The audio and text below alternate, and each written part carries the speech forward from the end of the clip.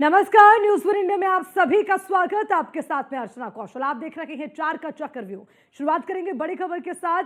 लखनऊ से बड़ी खबर, सीएम योगी से मिले एमएलबी भट्ट और उसी के साथ कैंसर इंस्टीट्यूट लखनऊ के निदेशक हैं MLB Bhatt. Kalyan Singh super specialist cancer institute के निदेशक हैं। मुलाकात मुख्यमंत्री से की गई, तस्वीरें भी आपको दिखा दें।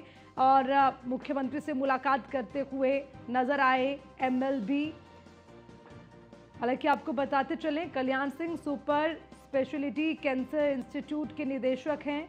मुख्यमंत्री से मुलाकात की तस्वीरें भी आपको दिखा रहे हैं।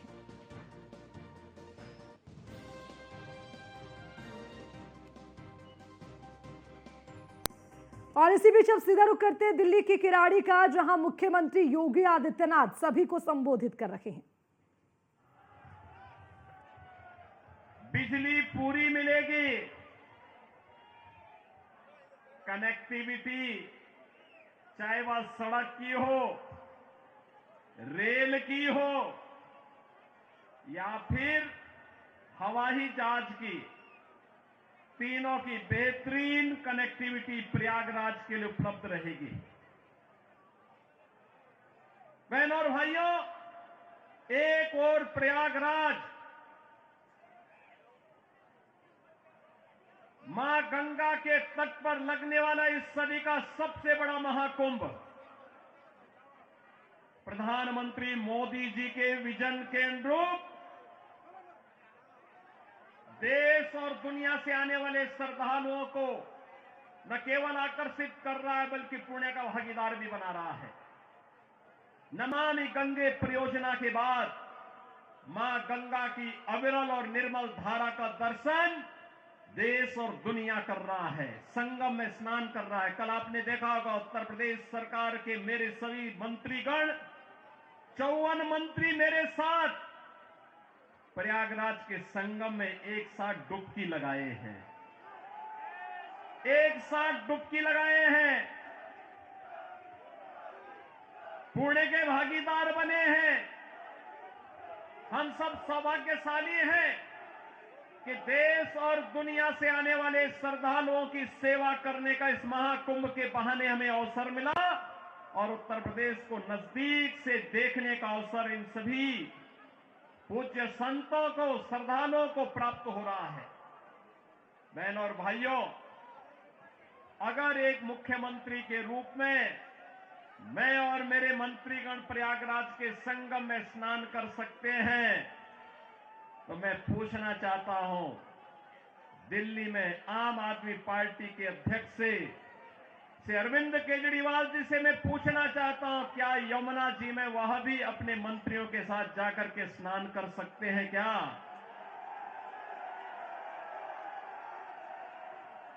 अगर उनमें नैतिक साहस है तो उनको इसका जवाब देना चाहिए।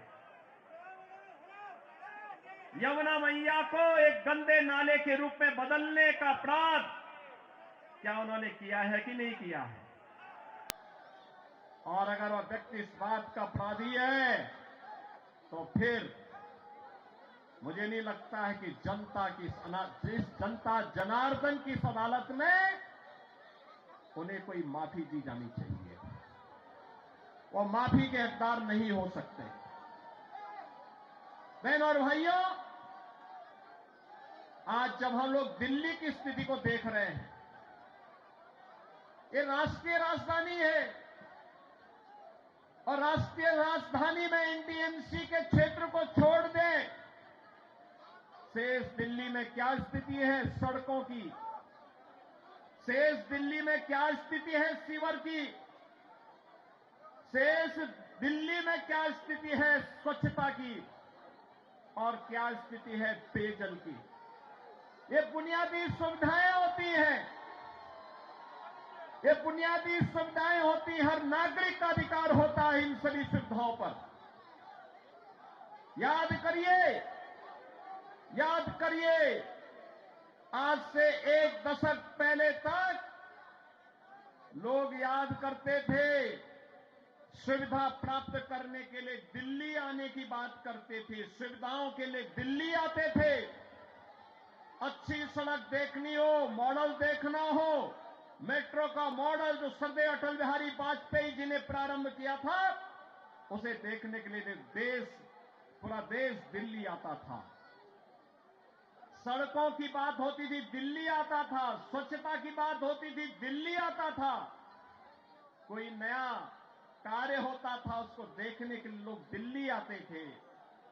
लेकिन बहनों और भाइयों, आज क्या स्थिति है, क्या बना दिया है? सड़क पे गड्ढा है या गड्ढे में सड़क है, कोई पता ही नहीं लग रहा है। मैं जब से चल रहा हूं, यही दिल्ली के अंदर देख रहा हूं। बहनों और भाइयों, ये हमने खिलवाड़ करने की छूट एक व्यक्ति को और उनके गिरोह को क्यों दे दी है? स्वच्छता की स्थिति कितनी दुर्गतिपूर्ण है। कूड़ा का ढेर पड़ा हुआ है, गंदगी का ढेर पड़ा हुआ है। दिल्ली राष्ट्रीय राजधानी के अंदर इस प्रकार की दुर्गति हो, सीवर बह रहा सड़कों पर, हमारे वाहनों को भी उसी सीवर के बहते हुए सीवर से गुजरना पड़ा। और अभी तो पेयजल का भीषण संकट आने वाला है। दिल्ली में आम आदमी पार्टी की सरकार का पाप का भुक्तभोगी हमारी पावन मथुरा वृंदावन के श्रद्धालुओं को और संतों को भी उठाना पड़ता है। वहां मां गंगा एक गंदे नाले में बदल करके जाती है। जब भी नमामि गंगे परियोजना के अंतर्गत मां यमुना की शुद्धता की बात आई, स्वच्छता की बात आई, तो अरविंद केजरीवाल एंड कंपनी ने कोई सहयोग नहीं किया। ये सहयोग नहीं करना चाहते, कोई विकास का कार्य नहीं करना चाहते, किसी विकास की परियोजना का मौके पे जाकर के भौतिक सत्यापन नहीं करना चाहते, जनता को बुनियादी सुविधा मिले, उसका अधिकार प्राप्त हो, ये वे काम नहीं करना चाहते। इनका तो एक ही कार्य है, प्रातः काल होते ही सोशल मीडिया पर झूठे ट्वीट करना, झूठी फिल्मों का प्रदर्शन करना, झूठे प्रेस वक्तव्य और प्रेस वार्ता के माध्यम से केवल गुमराह करने वाले वक्तव्यों को देना। जितना समय झूठ बोलने की एटीएम के रूप में आम आदमी पार्टी और उनके नेता समय बर्बाद करते हैं, ये झूठ का एटीएम बनने की बजाय अगर उन्होंने जनता की जन सुविधा और विकास के बारे में सोचा होता तो 10 वर्ष में दिल्ली की कायाकल्प हो गई होती, दिल्ली बदल गई होती।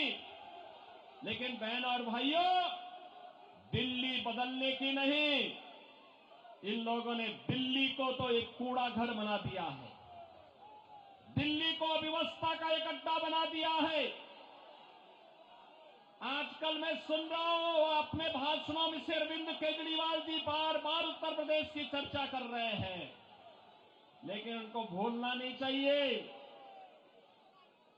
अब मॉडल के रूप में उत्तर प्रदेश को लोग देख रहे हैं। मैं पूछना चाहता हूं, दिल्ली के अंदर भी ओखला औद्योगिक क्षेत्र है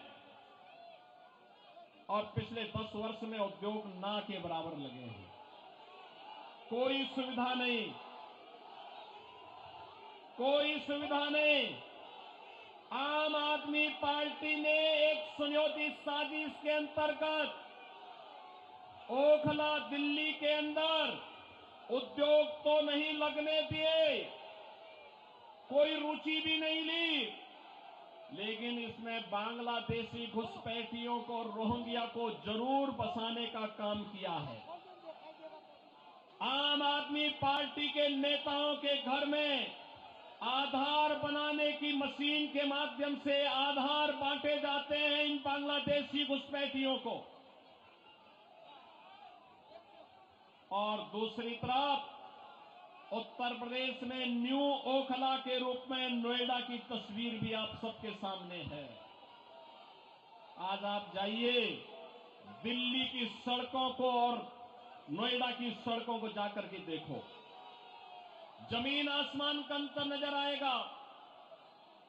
दिल्ली की सड़कों को और गाजियाबाद की सड़कों को जाकर के देखो, जमीन आसमान का अंतर नजर आएगा।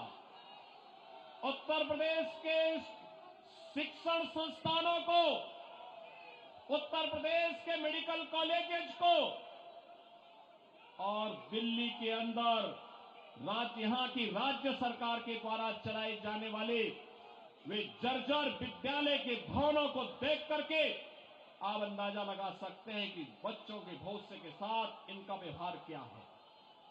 बहनों और भाइयों, एक सुनियोजित साजिश के तहत दिल्ली की जनता को तो इन्होंने जन सुविधाओं से वंचित रखा ही, साथ साथ राष्ट्रीय सुरक्षा के साथ खिलवाड़ भी इन्होंने उन अपने शरारत भरी कृत्यों से किया है। आपने देखा होगा 2020 में दिल्ली के अंदर किस तरीके से दंगे करवाए गए और आम आदमी पार्टी के पार्षद और उनके विधायकों की संलिप्तता इस पूरे षड्यंत्र में सामने आई थी। वे लगातार राष्ट्रीय सुरक्षा के साथ खिलवाड़ कर रहे हैं। स्वाभाविक रूप से जो अपने गुरु सरदे अन्ना हजारे को धोखा दे सकता हो, वह व्यक्ति जनता को भी धोखा देने में माहिर होगा। देश को भी धोखा दे रहे हैं, जनता जनार्दन को भी धोखा दे रहे हैं। लगातार अपने वक्तव्यों के माध्यम से ऐसे ऐसे वक्तव्य जारी कर रहे हैं जिसमें अब मैं विश्वास के साथ कह सकता हूं कि दिल्ली की जनता आने वाली नहीं है। और मैं यही अनुरोध करने के लिए आया हूं। बहनों और भाइयों, मैं आपको एक बात और कहना चाहता हूं। मैं आपसे एक बात और कहना चाहता हूं। जो यहां पर आम आदमी पार्टी की सरकार और आम आदमी पार्टी जो लगातार कह रही है, ये लगातार एक बात को कह रही है कि इन्होंने यहां पर बिजली दी है। बहनों और भाइयों, एनडीएमसी का क्षेत्र जहां बिजली मिलती है 24 घंटे, वह गृह मंत्रालय और शहरी विकास मंत्रालय भारत सरकार के अंतर्गत आता है। शेष दिल्ली में पावर कट देश के किसी भी बड़े महानगर से, किसी भी नगर से ज्यादा पावर कट है। मैं कह सकता हूं उत्तर प्रदेश की आबादी 25 करोड़ की है। हर जिला मुख्यालय को 24 घंटे की बिजली आज के दिन पर हम दे रहे हैं। और बिजली का पर यूनिट दाम उत्तर प्रदेश में एक सामान्य उपभोक्ता के लिए अगर है तो यह 3 से 3.5 रुपए है, इससे ज्यादा नहीं है। दिल्ली में यही 9 से लेके 10 रुपया है। यानी उत्तर प्रदेश से 3 गुना पैसा लेते हैं, लेकिन 24 घंटे बिजली यहां पर नहीं दे पा रहे हैं। बहनों और भाइयों, मैं केवल आपसे एक बात कहना चाहता हूं। जो लोग आपके साथ खिलवाड़ कर रहे हो, आपको जन सुविधाओं से वंचित कर रहे हो, दिल्ली की पूरी तस्वीर को बदसूरत कर रहे हो, राष्ट्रीय सुरक्षा के साथ खिलवाड़ कर रहे हो, ऐसे लोगों को सत्ता में दोबारा आने का कोई अधिकार नहीं होना चाहिए। कोई अधिकार नहीं होना चाहिए। आज आपके सामने भारतीय जनता पार्टी की डबल इंजन की सरकारें आपके पास काम करती हुई अगल बगल के राज्यों में नजर आ रही है। उत्तर प्रदेश है, हरियाणा है, राजस्थान है, मध्य प्रदेश है, छत्तीसगढ़ है। इन सभी राज्यों में जाकर के देखो। मैं कल एक न्यूज पढ़ रहा था कि पंजाब की कुछ बहनें आम आदमी पार्टी के कार्यालय का घेराव की है, अरविंद केजरीवाल के घर का घेराव की हैं और ये इस बात को लेकर कही है कि जो वायदा किया था इन्होंने पंजाब में सरकार बनाने के पहले कि 1000 रुपया हर महिला को देंगे, ये दिया ही नहीं। और वे महिलाएं इसलिए घेराव करने के लिए आई थी। इन्होंने यहां पे दिल्ली में भी घोषणा की कि मुल्ला और मौलवी को यहां पर पहले से ही ये लोग वेतन देते थे। आज दिल्ली की आर्थिक स्थिति इतनी बदहाल कर चुके हैं कि उनको भी कई महीनों का नहीं मिला, और जब वहां से हो हल्ला शुरू हुआ तो इन्होंने उसको डाइल्यूट करने के लिए कहा कि हम पुजारियों को भी देंगे। बहनों और भाइयों,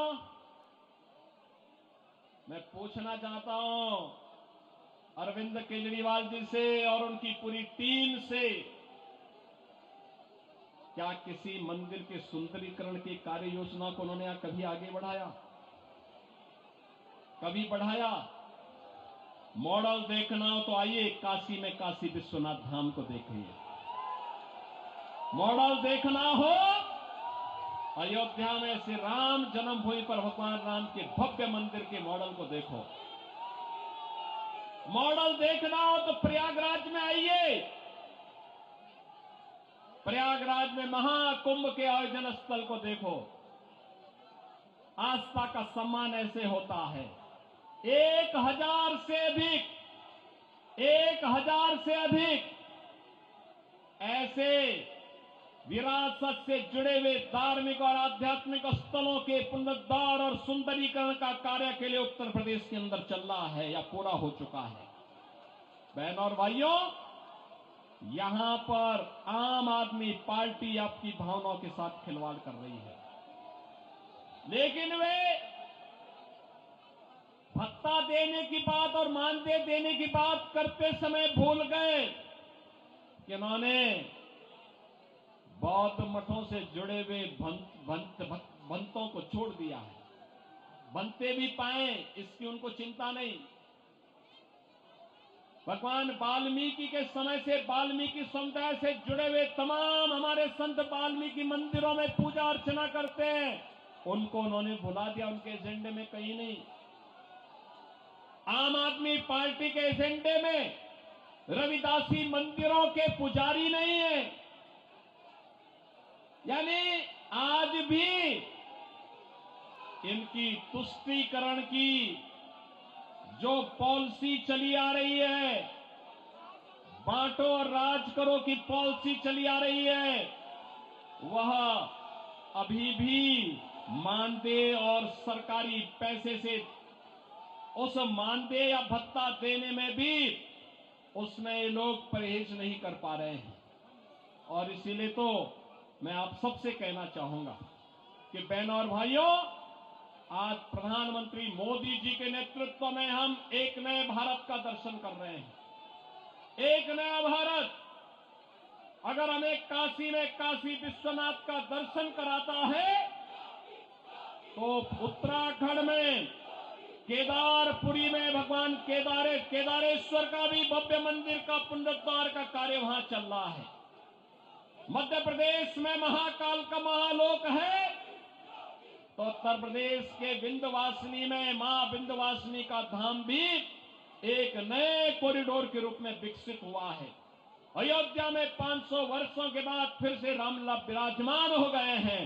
और इस अवसर पर मैं आप सबसे अपील करना चाहूंगा, यह समय है, जैसे उत्तर प्रदेश डबल इंजन सरकार का लाभ प्राप्त कर रहा है, एक साथ एक स्वर में सभी सरकारें मिल करके विकास को ध्यान में रख करके, युवाओं के भविष्य को ध्यान में रख करके, अन्नदाता किसानों के भविष्य को ध्यान में रख करके, बहन और बेटियों की सुरक्षा को ध्यान में रख करके, व्यापारियों की सुरक्षा को ध्यान में रख करके अपना कार्य कर रही है। ऐसे ही दिल्ली के अंदर भी भारतीय जनता पार्टी नेतृत्व की डबल इंजन सरकार आनी चाहिए और डबल इंजन सरकार की शुरुआत आपने कर ली है। आपने कर ली है। याद करिए, जब से अरविंद केजरीवाल और उनके मंत्रियों को भ्रष्टाचार के मामले में जेल में बंद किया गया था। जेल से जमानत पे छूटने के बाद इन्होंने कहा था कि जनता जनार्दन फैसला करेगी। अरे जनता जनार्दन ने तो लोकसभा चुनाव में फैसला कर दिया है। दिल्ली में 100% रिजल्ट प्रधानमंत्री मोदी जी के साथ रहा। चंदौलिया जी को आपने यहां से अपना सांसद चुन करके भेजा है, देश की संसद में भेजा है। तो जनता जनार्दन तो अपना फैसला कर ही चुकी है और इस विधानसभा चुनाव में भी जनता जनार्दन फैसला करने को पूरी तत्परता के साथ खड़ी है। और इसी में मैं आपसे अपील करने के लिए आया हूं कि बहनों और भाइयों, इस किराड़ी विधानसभा क्षेत्र से भारतीय जनता पार्टी ने अपने कर्मठ कार्यकर्ता को, जिनका एक ही ध्येय है और वह है कि इस किराड़ी विधानसभा क्षेत्र को एक विकसित विधानसभा क्षेत्र के रूप में विकसित करना। यहां के लोकप्रिय सांसद श्री चंदौलिया जी के साथ मिलकर के अच्छी सड़कें देना, सीवर लाइन बिछाना, पेयजल की पुख्ता व्यवस्था करना, स्ट्रीट लाइट को दुरुस्त करना, साफ सफाई और स्वच्छता के मानक पर एक आदर्श विधानसभा के रूप में विकसित होना, बहन और बेटियों को सुरक्षा प्रदान करना, युवाओं के लिए रोजगार के अवसर उपलब्ध करवाना, उत्तम शिक्षा के, उत्तम स्वास्थ्य के केंद्र को बेहतरीन तरीके से, मॉडल तरीके से संचालित करने का कार्य, और इसको करने के लिए यहां पर राम भक्त बजरंग बली के रूप में बजरंग शुक्ला आपके बीच में उपस्थित हैं, भारतीय जनता पार्टी के प्रत्याशी के रूप में। मेरी आप सबसे अपील है कि डबल इंजन सरकार से ही दिल्ली की कायाकल्प होगी और डबल इंजन सरकार के प्रतिनिधि के रूप में बजरंग शुक्ला को दिल्ली विधानसभा में चुन करके भेजें। आप सब भेजेंगे? भेजेंगे? जनता जनार्दन का आशीर्वाद इस बजरंग शुक्ला को प्राप्त होगा। दोनों हाथ उठा करके अपना आशीर्वाद दे करके बोलिए। जहां तक मेरी आवाज जा रही है, ये घरों के ऊपर भी लोग बैठे हुए हैं, सभी से मेरी अपील है, जहां तक मेरी आवाज जा रही है, घर के ऊपर हो, सड़क हो, अगल बगल हो, जहां तक मेरी आवाज जा रही है, बजरंग शुक्ला को आप आशीर्वाद देंगे? दिल्ली के कूड़े से निजात पाएंगे? ये झूठ बोलने की एटीएम मशीन से मुक्ति पाएंगे? यमुना मैया की शुद्धि के अभियान में सहभागी बनेंगे? तो मेरे साथ बोलेंगे जय श्री राम, जय जय श्री राम।